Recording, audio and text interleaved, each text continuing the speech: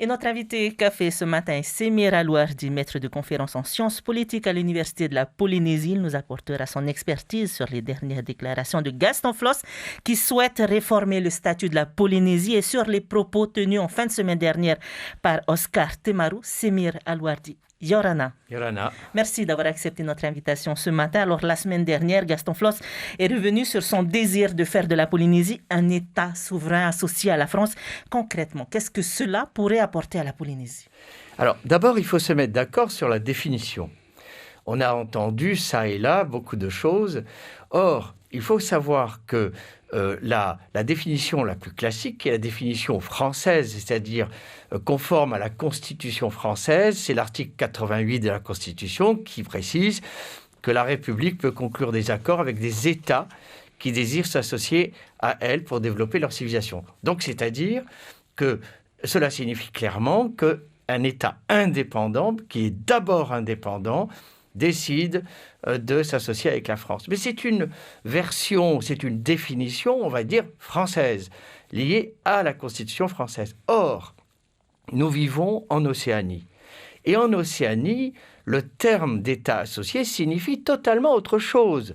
C'est-à-dire que quand on dit que les îles Cook ou Niue ou Marshall sont des États associés, ils le sont, mais pas du tout dans cette vision justement française. Je veux dire par là que si on prend par exemple les îles Cook, eh bien les îles Cook, il n'y a pas eu de référendum sur l'indépendance.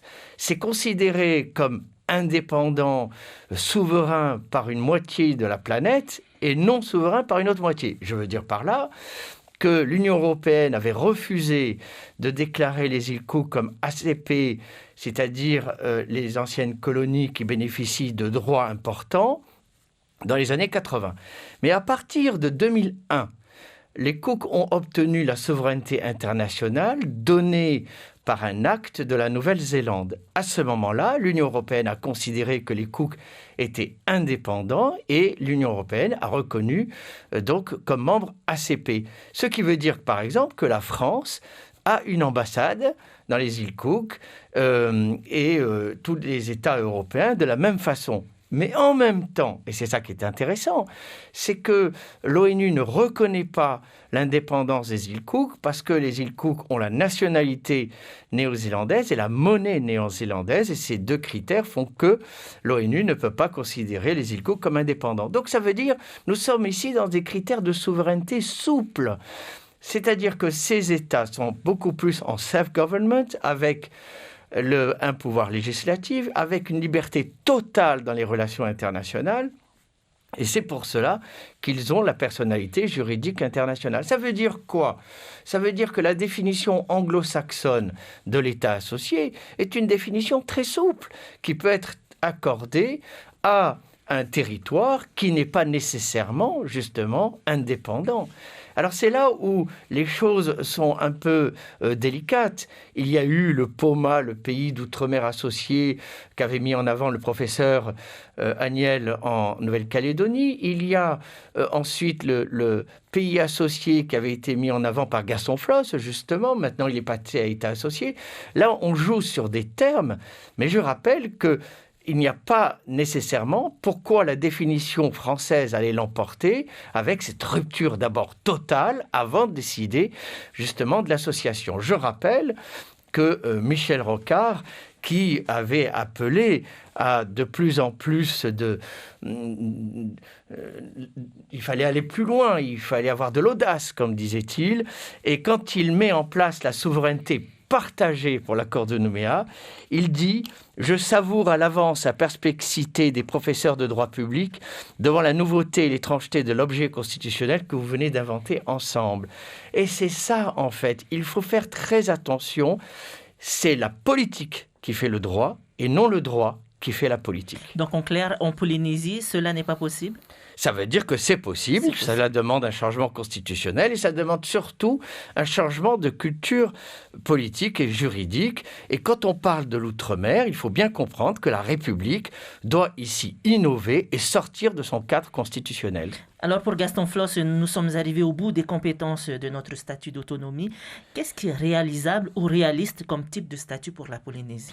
Alors, justement, comme je viens de le dire, si jamais on reste cantonné à la Constitution française, eh bien, on est assez limité. Il est évident que Gaston Floss avait demandé, depuis le statut avorté constitutionnel de pays d'outre-mer en 2000, le pouvoir législatif. Alors, dans le cadre constitutionnel, ce n'est pas possible, à moins de rajouter, comme on l'a fait pour la Calédonie, un titre particulier pour la Polynésie française. Donc, c'est pour ça que je dis, il faut dépasser ce cadre. Nous sommes en Océanie et les exemples d'États associés ou de self-government sont extrêmement nombreux. Il faut souligner le pragmatisme juridique, justement, des anglo-saxons qui vont chercher des solutions adaptées et non se limiter à une constitution qui correspond à une histoire passé il y a 18 000 kilomètres. Je rappelle que, comme disait le sociologue Durkheim, c'est dans les entrailles de la société que naissent le droit et les grands principes constitutionnels. Or, à 18 000 kilomètres, vous comprenez qu'on n'est pas du tout dans la même culture politique ni juridique. Et est-ce que la France va jouer un rôle? Est-ce qu'elle a un statut particulier qu'elle souhaiterait voir en place en Polynésie, selon vous? Alors, pour le moment, il n'y a rien qui sort, parce qu'on regarde surtout ce qui se passe en Nouvelle-Calédonie. Je ne cache pas avec inquiétude, parce que expliquer simplement qu'est-ce que le oui, qu'est-ce que le non, ne va pas faire avancer les choses. On va être tout le temps dans cette séparation communautaire et à mon avis, mais ça c'est simplement mon avis, il eût fallu discuter bien avant justement de solutions qui satisfassent les deux parties. Nous sommes à 50-50 en Calédonie. Alors, on voit que les deux anciens hommes forts de ce pays ont presque la même ambition pour la Polynésie, c'est-à-dire de réclamer notre souveraineté, mais sans être associés à la France.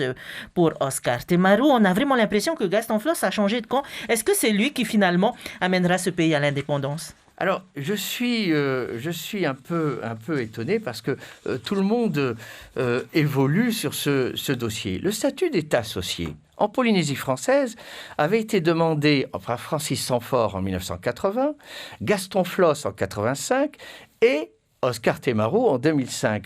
Je suis obligé de rappeler que Oscar Temaru, en 2005, revient des îles Cook et il dit « Je suis heureux d'être là pour célébrer la libre association. C'est ce que nous aimerions avoir. » Donc, on peut dire que les discours des hommes politiques, que ce soit Oscar Temaru ou Gaston Floss, évidemment, évoluent avec le temps, mais il est évident aussi que la perception des relations avec le home et toi, hein, si on peut reprendre l'expression, évolue et c'est évidemment à nous de nous adapter et nous avons les possibilités juridiques et politiques de le faire. Alors, Semir Alouardi, durant sa conférence de presse, le Vieux Lion a également critiqué la tenue de la table ronde nucléaire à Paris. Pour lui, cette rencontre devrait se faire ici, au Fénois. Selon vous, pourquoi est-ce que le président de la République a préféré le faire à Paris? Est-ce que c'est une stratégie? C'est-à-dire qu'il s'agit, en fait, il y aura plusieurs discussions, il n'y a pas qu'une seule discussion. Donc que la discussion commence à Paris ou à Papeete, cela ne change rien. Franchement, il s'agit au contraire il faut libérer ce passé. Et donc, l'État a parfaitement raison de mettre à plat ce thème du nucléaire et de commencer les discussions. On ne peut que se réjouir qu'il n'y ait plus de tabou. Et Oscar Temaru qui organisera d'ailleurs un rassemblement le 17 juillet, date d'anniversaire de l'essai Centaure avec plusieurs invités du Pacifique. Pensez-vous que cela changera quelque chose? Eh bien, en fait, c'est sa valeur de symbole. Et en politique, évidemment, les symboles ont une grande importance. Mais je répète, on est ici sur la fin d'un tabou. Et franchement, je pense que toutes les parties ont tout à fait intérêt à rentrer dans les discussions. Comment analysez-vous la politique aujourd'hui de ces deux grands adversaires politiques de longue date? Alors, D'abord, il faut savoir que Gaston Floss tenait le champ autonomiste et il avait un monopole du champ autonomiste. Aujourd'hui, le champ autonomiste est détenu par Édouard Fritsch. Et donc, cela oblige Gaston Floss à faire comme faisaient ses adversaires dans les années 80-90, c'est-à-dire à aller dans une surenchère statutaire et donc trouver autre chose qui puisse le positionner par rapport à son adversaire. Donc, il y a ici aussi un jeu politique polynésien où il s'agit pour les Métois de se positionner l'un par rapport à l'autre et puis après se compter le jour où il y aura des élections. D'accord. Et selon vous, quel serait le statut idéal pour la Polynésie ?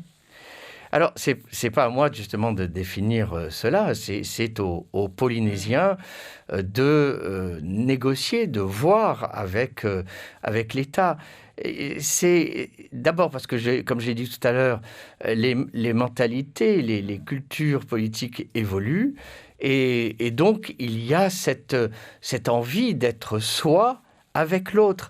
Je reprends la phrase de Jean-Marie Tjibaou, il s'agit de négocier ces interdépendances. Il ne s'agit pas ici de rupture, on n'est plus du tout vraiment à une époque où on est dans des grandes ruptures, on est plutôt dans des grands ensembles, mais avec de plus grandes libertés. Aimé Césaire avait dit, plus vous donnerez de liberté à l'outre-mer, plus l'outre-mer restera dans l'ensemble français. Et pour vous, est-ce que la politique menée par le Tapurahuir a-t-il suffi pour maintenir une stabilité en Polynésie ? Alors, la réponse est extrêmement difficile. Je peux vous dire qu'actuellement, le plus grand problème pour n'importe quel type de pouvoir, et même à travers le monde, c'est de sortir de la pandémie, ce qui, sur le plan économique, politique, sur le plan des libertés, sur tous les plans, est extrêmement complexe. Et donc, penser à un statut, etc., c'est vraiment l'étape d'après. Merci beaucoup, Semira Louardi, pour toutes ces précisions, pour toutes ces analyses matinales. Merci beaucoup, Semira Louardi. Et on retiendra donc que le statut d'État souverain à la France, associé à la France, est bien évidemment possible pour la Polynésie. Ce sera le dernier mot de la fin. Merci de nous avoir suivis. À bientôt.